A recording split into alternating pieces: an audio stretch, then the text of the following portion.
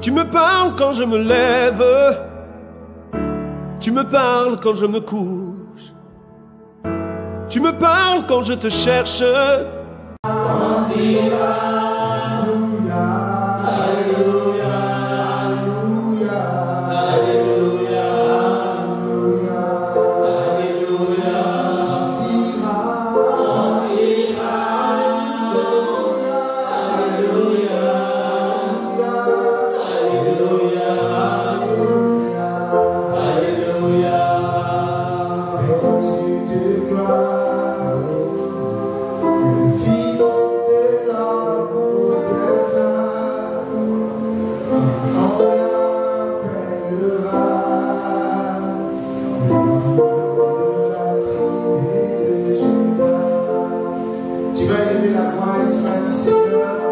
Amen.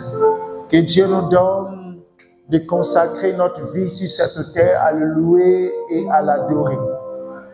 Donne-moi un bon amen.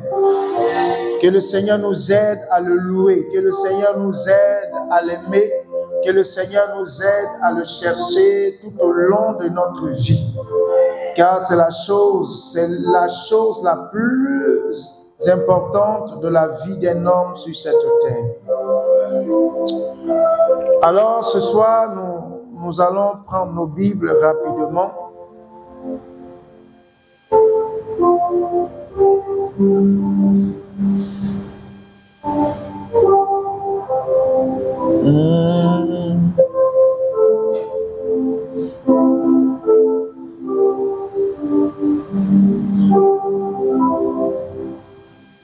Un Samuel, chapitre 15.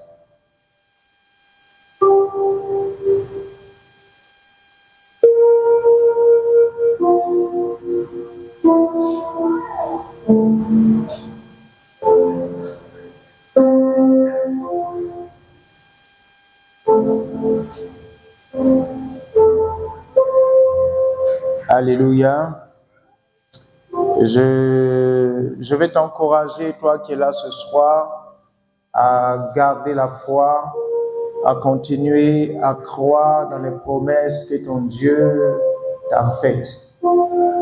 Peu importe le temps que ça peut prendre, mais Dieu reste fidèle à sa parole.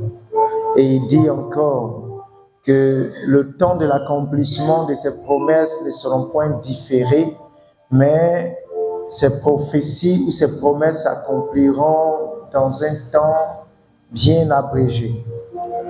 Alors, par la foi, nous croyons cela et nous voulons rester dans sa présence, attendre que toutes ces bonnes promesses se manifestent et nous fassent de bien pour la gloire de notre Dieu.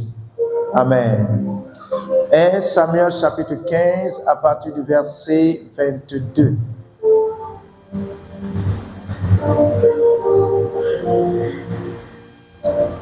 Vous y êtes?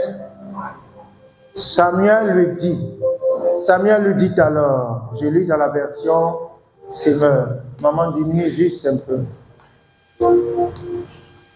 Dans la version Semeur, Samuel lui dit alors, les holocaustes et les sacrifices font-ils autant plaisir à l'Éternel que l'obéissance à ses ordres?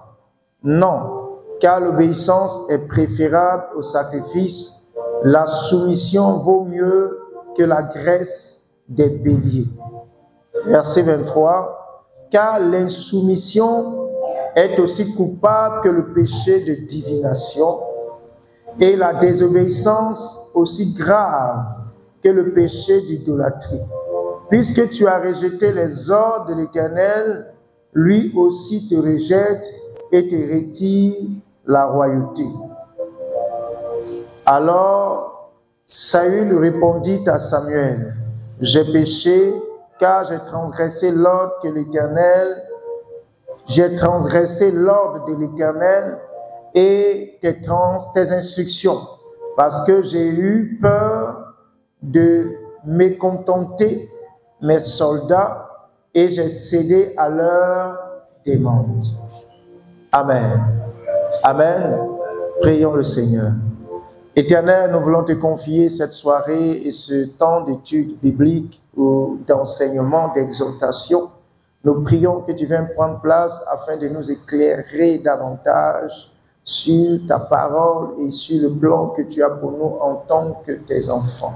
Saint-Esprit, toi qui ouvres notre esprit et qui donne de la clarté à notre foi, je prie que tu prennes le contrôle de cette atmosphère et de chaque cœur ici présent pour que ta parole ait la bonne terre possible pour porter du fruit au nom de Jésus. Amen. Amen. Amen. Tu n'as pas encore mangé? Ton amen est faible. Amen. Acclame le Seigneur.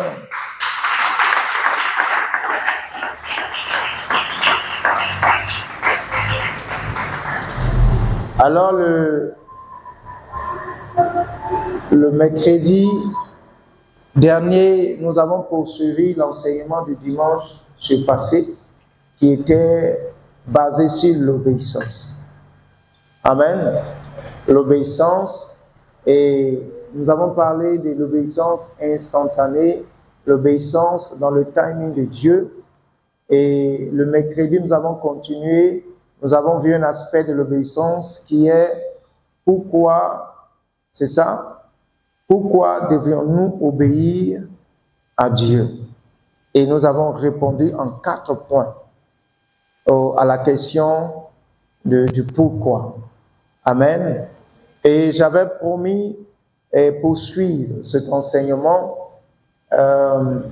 pour une meilleure compréhension de la volonté de Dieu. Parce que tout ce que nous faisons dans la maison de Dieu est basé sur l'obéissance. Amen. Quand l'obéissance quitte la vie d'un enfant de Dieu, il devient un religieux. Quand l'obéissance n'est plus dans la vie d'un enfant de Dieu, n'est plus dans la vie du chrétien, n'est plus dans la vie de celui-là qui suivait Dieu, il devient religieux. Il ne fait plus les choses pour plaire à Dieu, mais il fait les choses pour se plaire à lui-même ou pour plaire à ceux qui sont autour de lui. En ce moment-là, ce frère ou cette sœur quitte carrément le plan de Dieu pour entrer dans un nouveau plan que lui-même a arrêté pour sa vie. C'est pourquoi l'obéissance est très importante, et nous avons dit que l'obéissance, c'est un facteur qui attire sur nous les bonnes grâces de Dieu. C'est ce que nous avons dit? Amen. L'obéissance permet à Dieu de nous confier un certain nombre de choses. Et nous avons pris des exemples. Un père ne confie les véritables responsabilités qu'à un fils obéissant. Un fils discipliné, un fils qui comprend ce que le père lui demande et ce que le père veut pour la maison.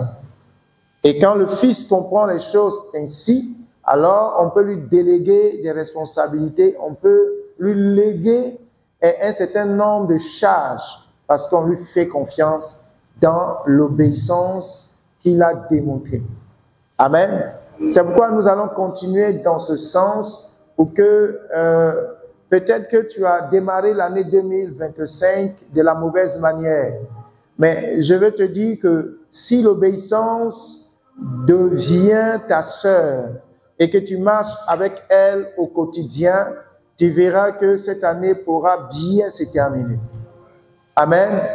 Tu as peut-être démarré l'année avec un certain nombre de difficultés, avec des frustrations, avec des questionnements, avec beaucoup de chèques peut-être l'année dernière, et l'échec a continué encore en ce début d'année. Mais je vais t'assurer que si nous faisons de l'obéissance notre sœur, notre partenaire au quotidien, je crois que l'obéissance, qui est une clé, va nous ouvrir des portes de faveur. Amen. Alors ce texte que nous venons de lire montre pourquoi Dieu a arraché la royauté à Saül pour la remettre à une autre personne du nom de David. Amen. Et nous voyons clairement ici, lorsque Samuel vient, comment diminuer encore s'il te plaît? Lorsque Samuel vient, Samuel lui demande, nous pose la question, les holocaustes et les sacrifices font-ils autant plaisir à l'Éternel que l'obéissance à ses ordres? Est-ce que les holocaustes, est-ce que les sacrifices, est-ce que tout ce que l'homme peut donner après avoir désobéi, est-ce que tout cela vaut mieux que l'obéissance aux ordres de l'Éternel? Et Samuel répond, il pose la question et il répond, il dit non, car l'obéissance est préférable au sacrifice. La soumission vaut mieux que la graisse des béliers. Amen. Vaut mieux que la graisse des béliers, car, regardez ce qu'il dit, car les soumissions, dans d'autres versions, on dira la désobéissance, est aussi coupable que le péché de la divination. La divination, c'est quoi? C'est aller consulter un devin. C'est-à-dire quelqu'un qui dit qu'il a des pouvoirs. Et tu rentres, tu vas le voir, il jette peut-être des coris, ou bien il regarde dans une calebasse, ou bien, je ne sais pas, tout ce que nous savons de mauvais. La Bible dit que la désobéissance est égale à la divination. Donc, chaque fois que nous désobéissons aux ordres de l'Éternel, c'est comme si nous étions allés consulter un devin, un féticheur, un marabout. Quelqu'un me suit? Alléluia. Donc, l'obéissance à Dieu est très importante.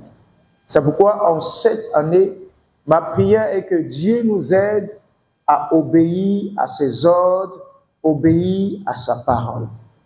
Amen.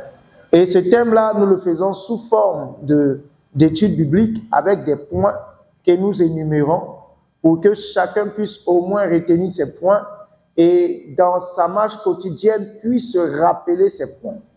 Et que ces points-là puissent rester également gravés dans notre esprit. Parce que souvent, quand on vient, on parle. À la fin, quand tu demandes à quelqu'un, qu'est-ce que j'ai dit? Et tu dis, Dieu est bon.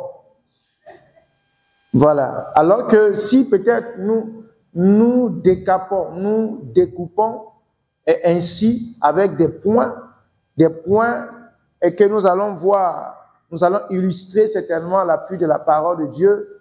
Et si nous allons tout doucement, peut-être, je vais croire que cette parole peut rester dans ton cœur, dans notre cœur et porter de bons fruits. Amen. Alors le thème, c'est toujours le même thème, c'est l'obéissance selon le timing de Dieu ou l'obéissance selon Dieu. Amen. La dernière fois, nous avons dit, nous avons cherché à comprendre pourquoi obéir à Dieu. Et j'avais ouvert une parenthèse pour dire qu'il y avait plusieurs points qu'on pouvait voir dans l'obéissance. Et aujourd'hui, je voudrais qu'ensemble, on puisse regarder à qui, le point que nous allons voir aujourd'hui, à qui devrions-nous obéir lorsque nous sommes enfants de Dieu? À qui devrions-nous obéir? Quelqu'un va me dire tout de suite, mais c'est une question facile.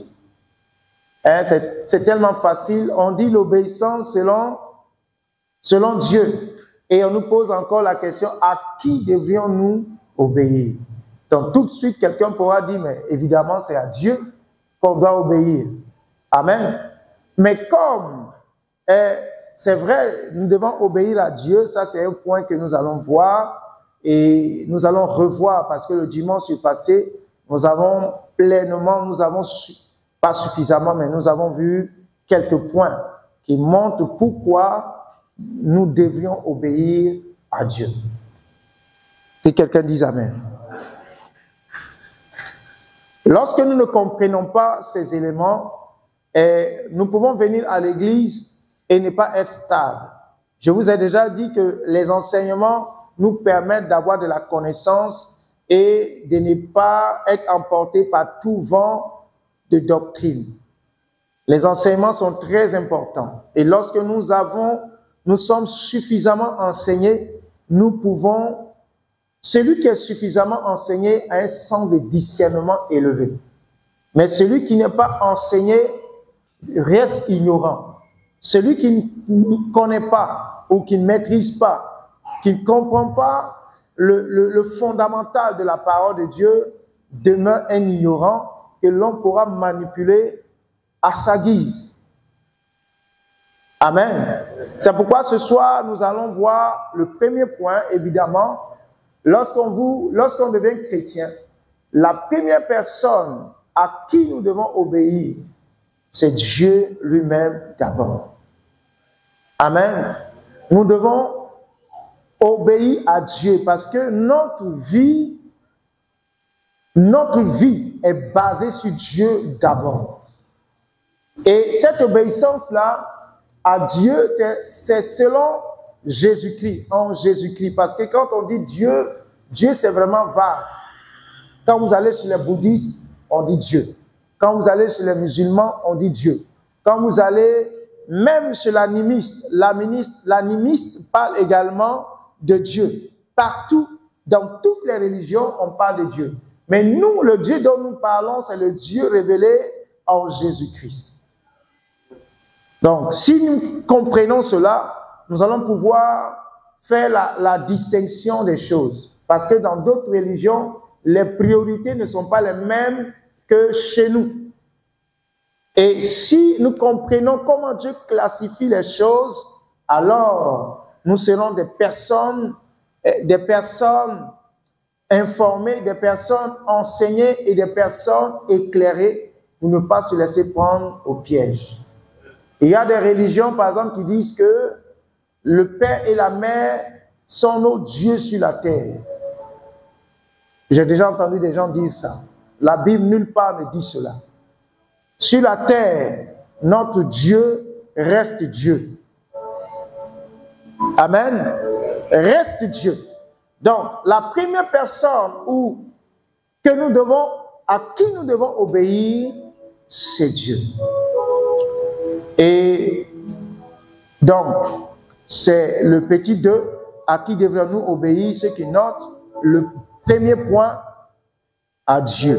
Nous devons obéir à Dieu. Actes chapitre 5, le verset 29. On va aller rapidement, tout doucement, mais rapidement. Actes chapitre 5, le verset 29. Je lis. Pierre et les apôtres répondirent, il faut obéir à Dieu plutôt qu'aux hommes. Vous avez trouvé? Actes 5, 29. Donc, Pierre et les apôtres répondirent, il faut obéir à Dieu plutôt qu'aux hommes. Il y a des centaines de passages bibliques qui parlent de l'obéissance à Dieu. Nous avons vu également le texte de 1 Samuel chapitre 15, à partir du verset combien? Le texte que nous venons de lire tout à l'heure, 22. Et nous voyons que l'obéissance vaut mieux que les sacrifices, les holocaustes. Donc, lorsque nous devenons chrétiens, notre obéissance première va à l'endroit de Dieu. Amen. Va à l'endroit de Dieu. Et quand on obéit à Dieu, en Dieu, nous allons découvrir d'autres règles que Dieu établit. Et lorsque nous sommes ancrés en Dieu, Dieu nous ouvrira les yeux pour que nous devenions capables de comprendre que quand on obéit à Dieu, il y a un certain nombre de choses auxquelles on devrait également obéir. Amen. Et c'est pourquoi je disais ici que souvent les gens disent que pour pouvoir aimer Dieu, il faut d'abord aimer son prochain. Mais j'ai toujours dit, c'est pas vrai, C'est vrai que aimer son prochain démontre l'amour que nous avons vis-à-vis de Dieu. Parce que celui qui n'aime pas son frère et qui dit qu'il aime Dieu, la Bible dit que c'est un menteur. Mais pour être capable d'aimer son frère, il faut premièrement aimer Dieu. Il faut premièrement comprendre que Dieu nous a aimés. Parce que c'est ce que la Bible dit. Dieu nous a aimés le premier et a manifesté son amour envers nos vies. Et c'est par la foi que nous avons accepté son amour. Et lorsque nous acceptons l'amour de Dieu, nous comprenons que nous n'étions rien, nous n'avons rien, et que Dieu quand même est venu vers nous. Il nous a sauvés, il nous a rachetés, il nous a transportés dans son royaume éternel. Et à la suite de cela, nous comprenons que nous avons la responsabilité de pouvoir répandre autour de nous l'amour que Christ a manifesté dans notre cœur. Amen. Comment la Bible dit qu'un homme ne peut donner que ce qu'il a reçu. Si tu n'as pas reçu l'amour, comment manifesteras-tu de l'amour? C'est difficile. C'est pourquoi, lorsque nous obéissons à Dieu et que nous sommes en Dieu, Dieu va nous permettre de découvrir un certain nombre de choses auxquelles nous devons également obéir. Quelqu'un me comprend? Donc, celui qui est en Dieu, qui apparemment manifeste une foi ou manifeste une apparence de piété, mais qui piétine peut-être les autres éléments que nous allons voir par la suite, c'est quelqu'un qui en réalité ne connaît pas Dieu. Alléluia. Alléluia. Car je vous assure, lorsqu'un enfant naît, vous n'allez pas tout de suite demander à Mohamed d'avoir de la barbe et d'avoir une grosse voix. Non. Mais en grandissant sur cette terre, Mohamed finira par manifester les signes d'un homme mûr. Donc, lorsque nous sommes en Dieu, dans l'obéissance de Dieu, et que nous croissions, il y a des éléments qui vont se manifester impérativement. Soit on est mort spirituellement, et quand on est mort spirituellement, ces choses-là ne peuvent pas se manifester. Mais quand on est vivant dans le Seigneur et qu'on obéit à Dieu, c'est un impératif. Amen. Donc, après l'obéissance à Dieu, dont nous avons déjà parlé, qui va nous ouvrir le surnaturel, qui va apporter le miracle dans notre vie, lorsque nous obéissons à Dieu, nous allons également voir que Dieu va nous demander d'obéir à d'autres personnes. Tu n'as pas dit Amen. Donc, obéir à Dieu selon Christ va impliquer d'autres éléments.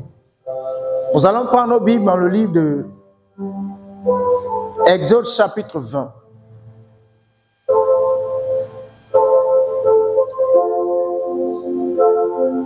Exode 20. Maxwell, tu peux lire pour nous. Et Nadia, tu prends Proverbe 20, verset 20. Exode 20, le verset 12. Proverbe 20, le verset 20.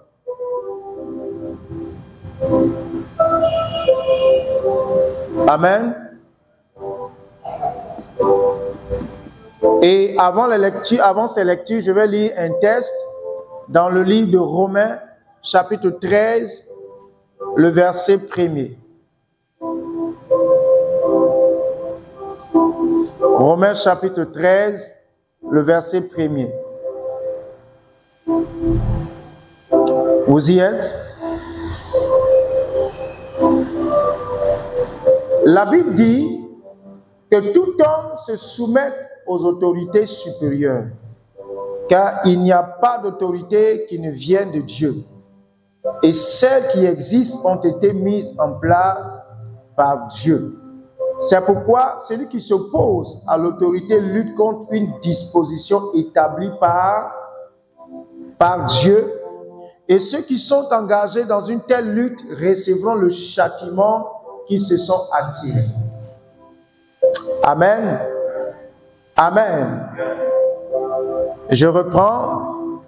Que tout homme se soumette aux autorités supérieures, car il n'y a pas d'autorité qui ne vienne de Dieu, et celles qui existent ont été mises en place par Dieu. C'est pourquoi celui qui s'oppose à l'autorité lutte contre une disposition établie par Dieu, et ceux qui se sont engagés dans une telle lutte recevront le châtiment qu'ils se sont attirés. Amen. Maxwell. Oui. Honore ton père et ta mère. Honore ton père et ta mère.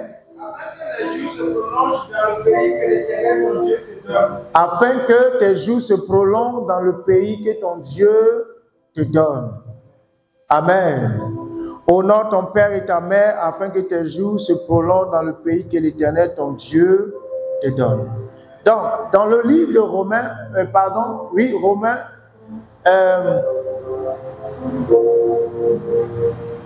dans le livre de Romains 13 que nous venons de lire, c'est ça? La Bible dit de se soumettre aux autorités. Et quand on parle d'autorité, c'est un ensemble. Amen. C'est un ensemble. Et regardez, la version Semeur dit que celui qui s'oppose à l'autorité s'aventure sur un chemin qui va certainement attirer sur lui des châtiments. Donc, ne pas obéir à l'autorité, mais on obéit à l'autorité selon Dieu. Amen. On obéit à l'autorité supérieure selon Dieu. Amen. Et le texte que Maxwell a lu dans le livre de Exode chapitre 20, le verset 12, l'une des autorités supérieures que Dieu a établies dans ce monde et sur cette terre, c'est le père et c'est la mère. Biologique. Quelqu'un n'a pas dit amen. Donc quand on parle d'autorité supérieure, il ne faut pas tout de suite aller voir le commissaire de police ou le juge. Ce sont des autorités. Mais nous allons commencer par le haut de l'échelle, si je peux m'exprimer ainsi. Parce que avant que tu ne saches que sur la terre, il existe un juge, il existe un commissaire, il existe un maire, il existe un ministre et qu'il existe même un président de la République, les deux premières personnes que tu rencontres sur cette terre, c'est papa et c'est maman. Et regardez, Dieu fait tellement les choses de manière extraordinaire. Quand l'enfant naît, souvent l'enfant est avec la maman tous les jours. Mais quand l'enfant veut commencer à parler, la plupart du temps, quand il veut commencer à dire papa, maman ou papa, c'est par quoi l'enfant commence?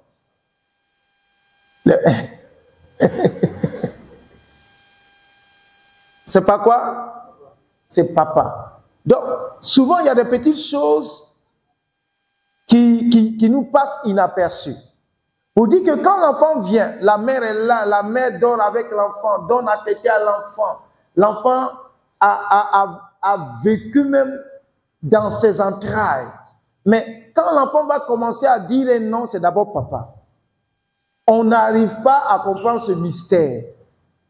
Et souvent, il y a des mères qui disent, mais ça c'est de l'ingratitude caractérisée. Moi, je souffre avec toi et c'est le monsieur qui n'est même pas là, qui te fait rire. C'est lui que tu cherches. C'est de l'ingratitude. Non. C'est une loi divine que Dieu a préétablie dans la vie de l'homme. Et si nous comprenons cela déjà, nous verrons que dans la maison, il y a une hiérarchisation de l'autorité. Il y a le père et il y a la mère. Quelqu'un n'a pas dit Amen. Donc, lorsque nous devenons enfants de Dieu, par Christ Jésus, et que nous obéissons à Dieu, Dieu nous ouvre les yeux pour que nous comprenions que le Père et la Mère sont également des autorités. Et que nous avons obligation de respecter le Père et de respecter la Mère. On ne parlera plus Dieu, on adore Dieu. Mais les parents, on ne peut pas les adorer. On ne peut que les honorer. Alléluia. On ne peut que honorer les parents. Mais par l'obéissance également. Papa, maman sont des autorités, sont des parents biologiques. C'est eux qui nous montrent, qui nous apprennent les premières choses de la vie. Et après, on va se rendre compte qu'on a peut-être une grande sœur, deux grands frères, des cousines, des tantes, etc., etc. Mais ça commence toujours par les deux parents. Donc, quand nous obéissons à Dieu, le deuxième facteur qu'il faut prendre en compte, c'est l'obéissance aux parents biologiques. On ne peut pas obéir à Dieu et refuser d'obéir aux parents biologiques. Et comment je peux appeler ça? C'est pas normal. Un enfant de Dieu a forcément de la considération pour ses parents. Et je reviens encore sur cela, souvent quand j'enseigne, j'aime en parler, mais ça c'est un enseignement qui nous permet vraiment de parler là-dessus. Donc, on obéit à Dieu, mais on obéit également aux parents. Donc, devenir chrétien. La Bible ne nous dit pas d'obéir aux parents qui sont chrétiens. Ça, je reviens encore là-dessus. La Bible dit, honore ton père et ta mère, point. Même si ton père est sorcier, tu dois obéir à ton père selon le Seigneur. Surtout, retenez-le selon le Seigneur. Parce que si le père, il connaît pas les principes de Dieu, il va souvent te demander de faire telle ou telle chose qui ne cadre pas avec la volonté de Dieu. Donc, toi, en tant qu'enfant de Dieu, tu ne peux qu'obéir au Père selon la volonté de Dieu. C'est pourquoi il est bon de connaître la volonté de Dieu pour ne pas se laisser égarer. Amen. Alléluia. Est-ce que tu peux acclamer le Seigneur?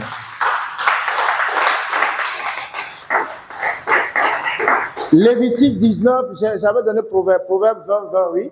Nadia? Oui. Si quelqu'un maudit son père, si quelqu'un maudit son père et sa mère, sa lampe s'éteindra au milieu des ténèbres. Sa lampe s'éteindra à midi. C'est à midi? Au milieu de quoi? Des ténèbres, c'est-à-dire au moment même où tu auras besoin de la lumière. C'est en ce moment que ta lampe va s'éteindre. C'est-à-dire, regardez, les enfants qui sont rebelles à leurs parents, leur vie souvent est une véritable confusion. Ils ne comprennent souvent rien dans leur vie. Ils ne savent même pas où ils vont. Ils ne savent pas ce qui leur arrive. C'est parce que ta lampe est éteinte.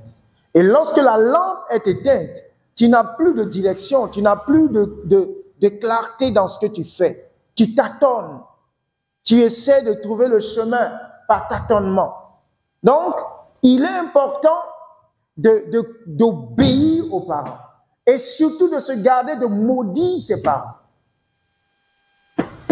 Amen. Parce que la Bible dit celui qui maudit son père et sa mère, fait quoi?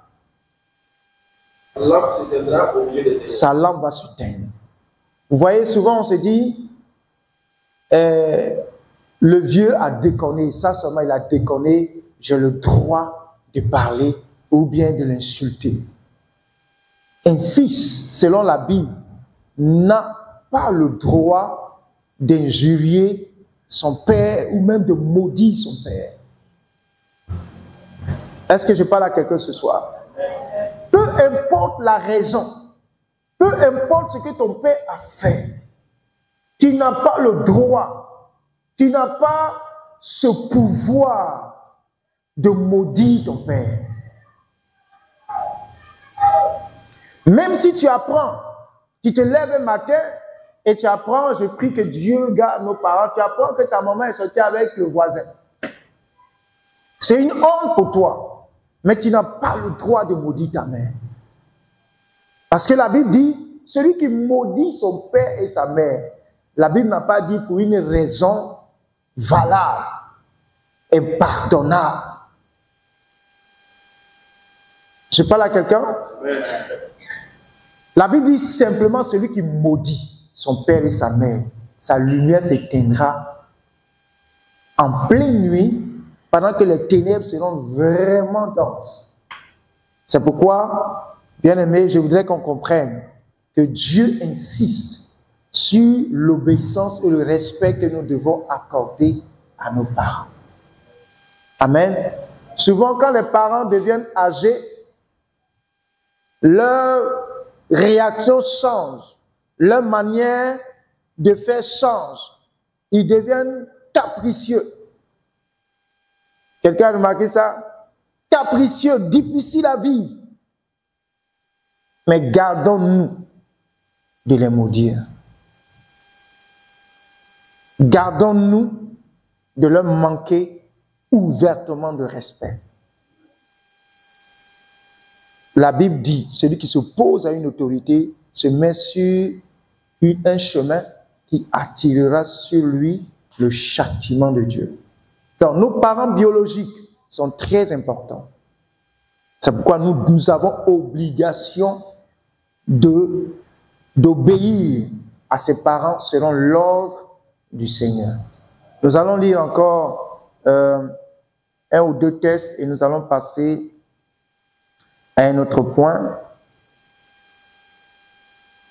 Lévitique 19, 3. Oui? Oui? Chacun de vous respectera sa mère et son père. Chacun de vous respectera sa mère et son père. Et observera mes sabbats. Et observera également mes sabbats. Je suis l'Éternel, votre Dieu. Il dit ça et il signe. Il n'a pas dit, c'est Moïse qui le dit. Il dit, je suis l'Éternel, votre Dieu. Un enfant qui obéit à ses parents, un enfant qui honore ses parents, sa lumière brillera, même quand tu auras des ténèbres. Donc, tu peux faire tes jeûnes de 21 jours. Mais si face à tes parents, tu es un enfant qui leur manque ouvertement de respect, tes jeûnes et tes prières ne feront rien.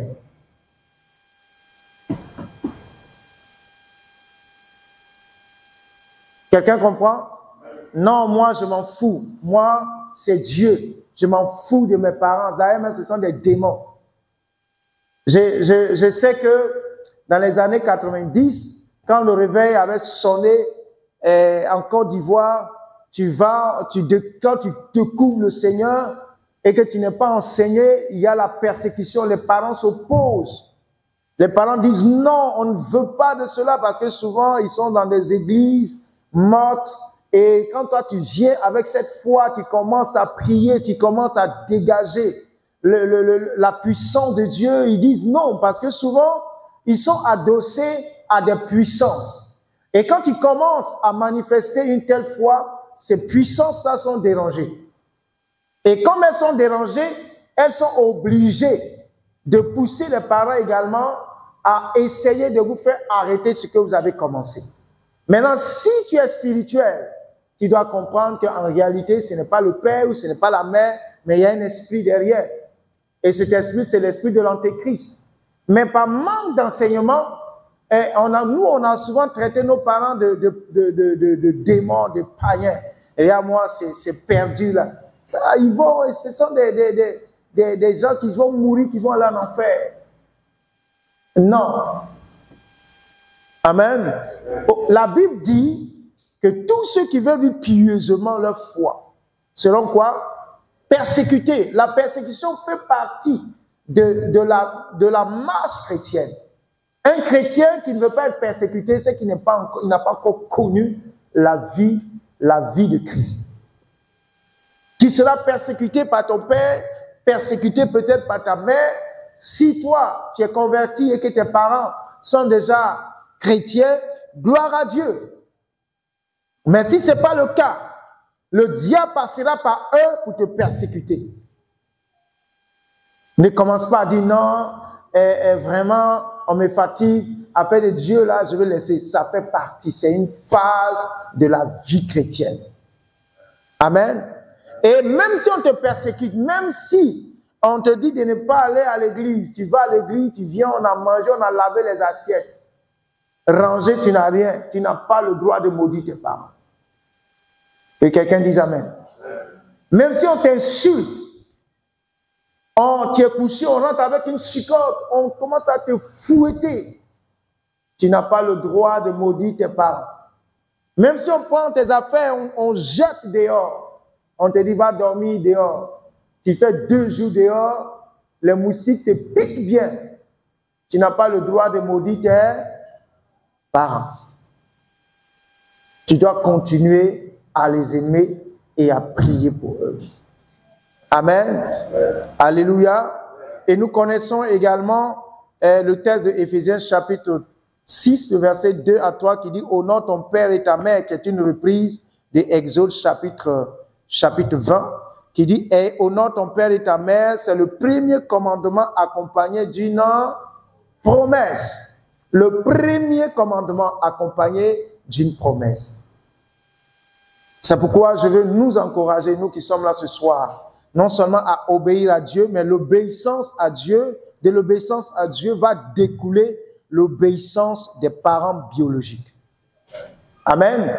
Et l'autre point que nous allons voir dans l'obéissance aux autorités, nous avons vu aux parents biologiques, il y a aussi l'obéissance qu'on doit aux parents spirituels. Amen. 1 Thessaloniciens chapitre 5, le verset 12. Je vais m'arrêter là, on va poursuivre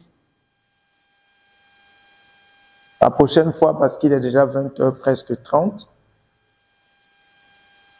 Les parents spirituels, obéir aux parents spirituels selon le Seigneur. Là également, il y a selon le Seigneur. Parce que le Père spirituel n'est pas Dieu.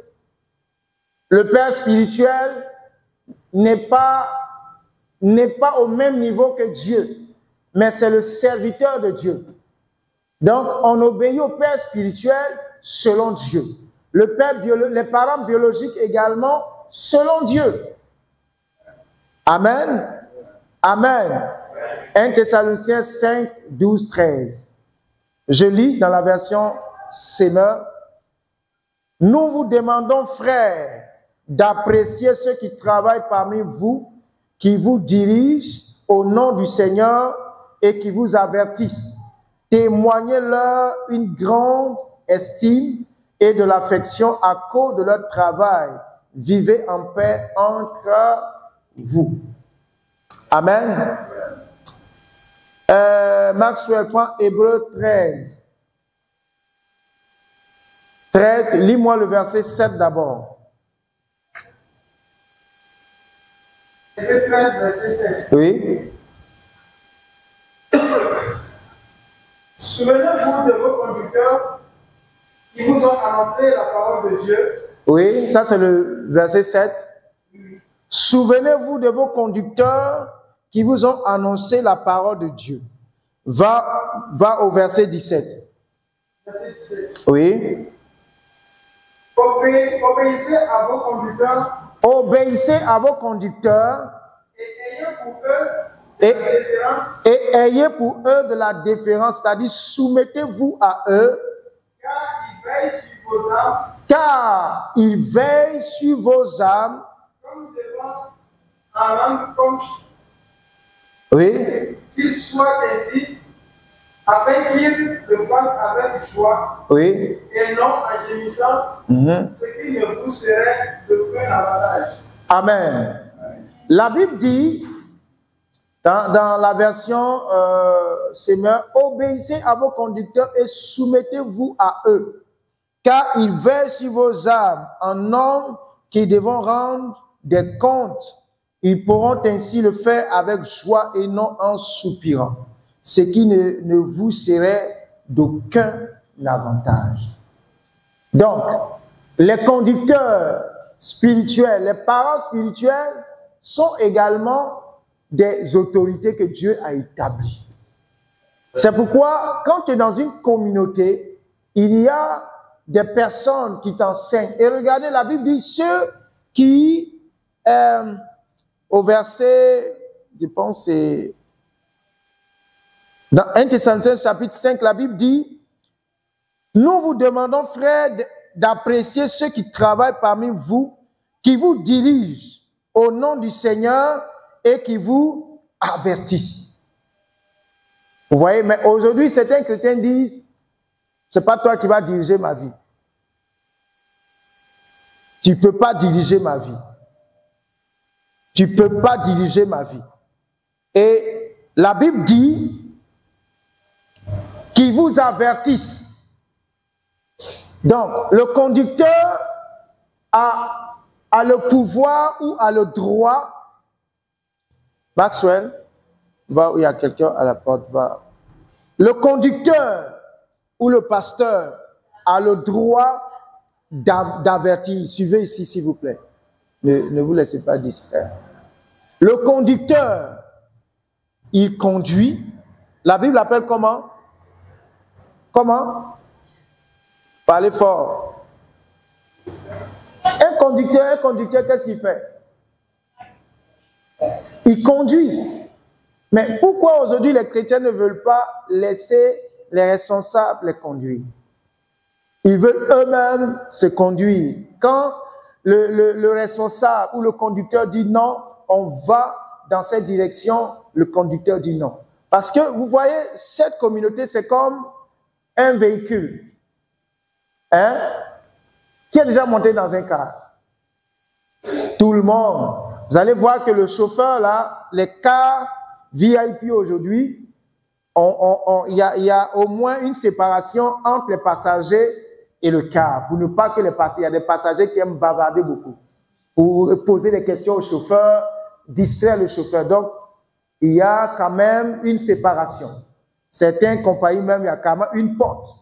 On ferme pour ne pas qu'il y ait contact entre le chauffeur et les voyageurs. Mais, une fois que tu rentres dans le car, c'est que tu as décidé d'aller, par exemple, à Cotonou. Le chauffeur sait qu'il doit te conduire à Cotonou. Donc, tu lui fais confiance. C'est pourquoi tu es dans le car. Donc, il conduit. Souvent, tu as l'impression qu'il va doucement. Souvent, tu as l'impression qu'il fait la vitesse, mais tu es dedans quand même. Amen. Donc, regardez l'église. L'église est comme un car. Le pasteur est devant et vous êtes là-bas. Si tu es ici, c'est que tu as décidé d'aller au ciel. C'est la destination. Maintenant, pour aller au ciel, tu as confiance au conducteur. Tu sais que le pasteur va me conduire au ciel. Donc, une fois que tu es assis, laisse le pasteur et les leaders te conduire. De temps en temps, on peut arrêter le car pour dire sortez, fais pipi. Faut sortir, faire pipi. Tu dis, mais je vais aller à côté de nous. Pourquoi? Pourquoi on va faire pipi? Si tu ne fais pas pipi maintenant, tu vas faire pipi sur toi après. C'est comme ça. Donc, quand on est dans l'église, on est dans une communauté, on doit se laisser conduire par les conducteurs. Ça, c'est leur rôle. Selon c'est très important. Parce qu'un conducteur qui veut te conduire en brousse, il faut lui dire non, parce que quand même, là où tu vas, il faut connaître un peu la voie. Tu vas à Bobo, le gars, il te prend la route Et c'est pas, donne-moi une direction qui ne va pas vers Bobo. Voilà, qui va à Fada. Et il te dit, non, ça va à Bobo comme ça. Oh, il dit, mon frère, je connais la route de Bobo. C'est pas Bobo. Donc, c'est pourquoi quand un conducteur, par exemple, vient pour justifier l'injustifiable, toi qui es dans le car, tu dois lui dire, non, mon conducteur, tu es en train de nous envoyer en brousse. S'il te plaît, reprends le bon chemin. Amen. Si je me lève ici, je dis, bon, écoutez, en 2025, le Seigneur m'a dit que maintenant tous les hommes peuvent prendre 2 femmes, 3 femmes. Et Madame Loumon sourit. Elle ne va pas quitter l'église. Dès que je dis cette soeur, elle a quitté l'église. Amen. Parce que elle n'est pas d'accord et elle sait ce que la Bible dit. En venant ici, il y a des valeurs qu'on lui a inculquées. En lisant la Bible, il y a des valeurs que le Saint-Esprit lui a inculquées. Donc, quand on veut, on voudra la sortie de ces valeurs, elle saura que c'est une autre destination qu'on a prise. Ou bien, je vous dis, écoutez, aide toi-même et le ciel t'aidera. Donc, on peut prier Jésus, mais n'oubliez pas les traditions du village. Mais c'est dangereux. C'est pourquoi nous disons, selon le Seigneur, il faut connaître la parole. Parce que souvent, tu peux avoir un conducteur qui est en train de te conduire vers le ciel. Mais après, quelqu'un le distrait, un démon le distrait, un esprit le distrait, et il prend la voie de l'enfer. Mon ami, il faut descendre du car. Il ne faut pas rester dans le car et faire beaucoup de bruit. Parce que si tu restes dans le car et tu incites tout le monde, tu vas quand même en enfer. Amen. C'est pourquoi nous disons, quand vous allez dans une communauté et que vous êtes convaincu que ce qui est enseigné n'est pas biblique, ne restez pas dans l'église pour critiquer, pour dire le pasteur est ceci. Non, prenez vos bagages et allez ailleurs. C'est mieux. Quelqu'un me suit? Est-ce que tu comprends l'enseignement? Amen. Acclame le Seigneur parce que tu es trop calme.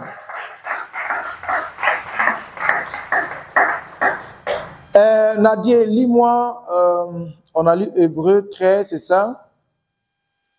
On a lu 1 Thessaloniciens chapitre 5. Ok, donc c'est bon. L'autre point, on va le voir une autre fois. Mais je reprends. À qui obéir? Il y a Dieu et les autorités. Et parmi les autorités, nous avons vu 2 points. Le premier point, ce sont les parents biologiques.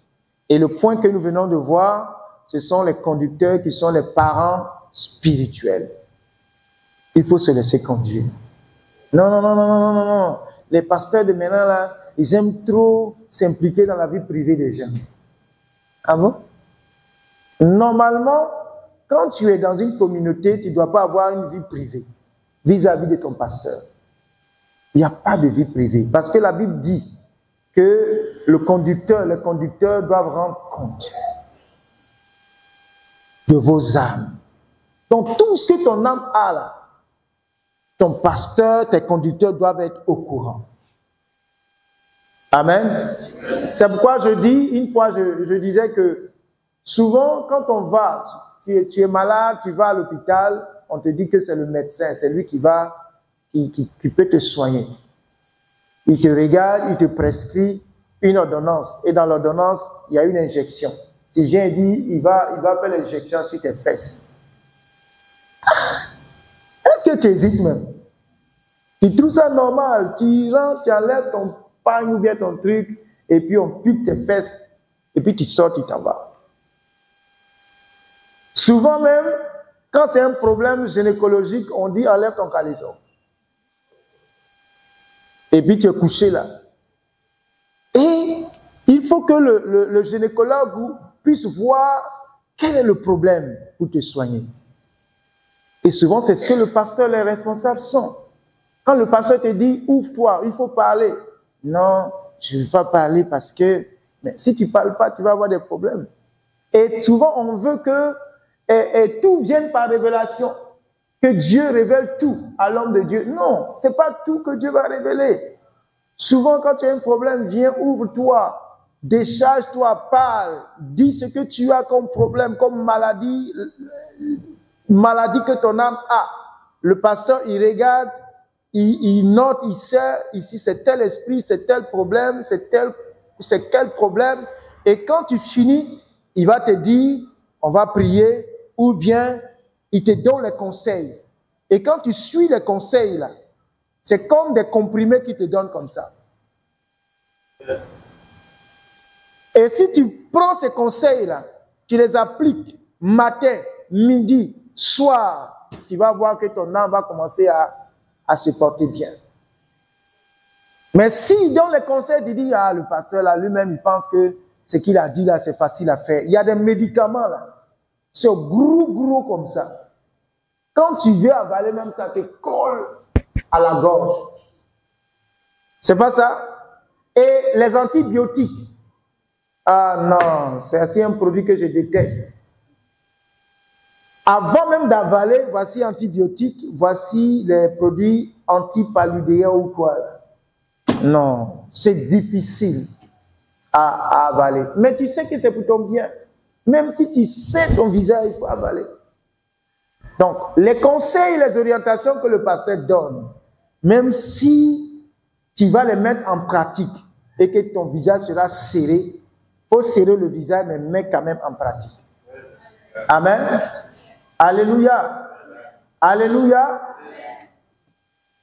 Et tu vas voir les mettre en pratique, ton âme va être restaurée, ta vie va être restaurée quelques jours. Il y a des traitements de 3 jours. Palu, c'est 3 jours. Souvent, antibiotiques, c'est 7 jours. Ça dépend de la gravité de l'infection.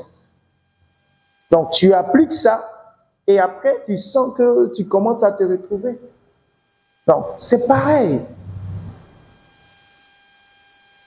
Tu vas baisser la tête. Nous allons prier. Tu vas dire à Dieu ce soir de t'aider à que le Saint-Esprit t'aide à d'abord obéir à Dieu et que de l'obéissance à Dieu puisse découler l'obéissance des parents biologiques et des parents spirituels. Nous allons voir d'autres points, mais déjà que Dieu fasse découler de son obéissance l'obéissance des parents. Peut-être tu es en froid avec ton père, ta mère. Dieu te dit ce soir que tu n'as pas le droit d'être en froid. Ce sont des autorités que Dieu a établies sur toi. Peut-être que tes parents ont fait quelque chose et ça t'a blessé. Tu ne leur parles pas. Non, ce n'est pas normal. Tu es l'enfant. Va vers tes parents et pardonne à tes parents ce qu'ils t'ont fait. Et avance. C'est ce que Dieu veut pour toi. Car si tu maudis tes parents dans ton cœur, si tu les prends en haine dans ton cœur, bien-aimé, tu vas prier des mois, tu vas prier pendant longtemps et tu verras tes prières être bloquées. Tu vas faire des choses, tu ne verras pas leur accomplissement. Et ce soir, Dieu t'interpelle. Peut-être tu es là, tu es assis ou assise. Tu avais des problèmes avec tes parents biologiques ou même spirituels. Dieu voudrait que ce soir, tu demandes pardon. D'abord, lui demande pardon. Et lorsque tu entreras, essaie de faire la paix avec ses parents biologiques. Si tu, par colère, tu ne les appelais plus. Par colère, tu ne leur adressais plus la parole. Par colère, tu ne voudrais plus prendre soin d'eux. Renonce à toutes ces résolutions qui ne font pas honneur, qui ne glorifient pas Dieu. Et décide simplement d'obéir à Dieu et par l'obéissance à Dieu, d'obéir à tes parents. Je t'assure que de par ces actions, Dieu te fera du bien. De par ces actions, des portes vont s'ouvrir. De par ces actions, tu auras un cœur en paix. De par ces actions, ta lumière brillera encore plus fort. De par ces actions, tu auras une longue vie. De par ces actions, la promesse qui sont rattachées sur l'obéissance des parents se manifesteront sur ta vie. Béni sois-tu, Éternel, parce que tu nous rends obéissants. Obéissants, Seigneur, tu nous rends. Tu nous rends obéissants. obéissants, Seigneur. Tu nous rends obéissants par ta grâce. Tu nous rends obéissants par ton esprit. Tu nous rends obéissants par ton esprit. Je vais obéir à Dieu de tout mon cœur, de toute mon âme. Obéir à Dieu de toutes mes forces. Oui, Seigneur. Et ne pas avoir devant lui un autre Dieu. Ne pas me prosterner devant autre chose que lui seul. Et au travers de cette obéissance, je vais permanemment, Seigneur, être obéissant à mes parents biologiques et également spirituels. Père, garde-moi de sortir des paroles injurieuses, des paroles de malédiction, des paroles dures à l'encontre de mes parents. Mais donne-moi d'être un enfant obéissant, un enfant et qui la mène en pratique. Au nom de Jésus-Christ de Nazareth. Tu vas lever ta main droite, tu vas proclamer avec moi, tu vas dire Seigneur, Seigneur, que ton esprit me donne de devenir un enfant obéissant vis-à-vis du Père céleste et également des parents biologiques et spirituels. Ceci est ta volonté. Donne-moi de demeurer constamment dans l'obéissance, afin que rien ne vienne faire obstacle à mes prières, rien ne vienne faire obstacle à mes jeûnes, à mes offrandes, à mes dîmes et à toute autre action menée en dehors de ces actions. Merci, Papa, au nom de Jésus. Amen. Et acclame le Seigneur.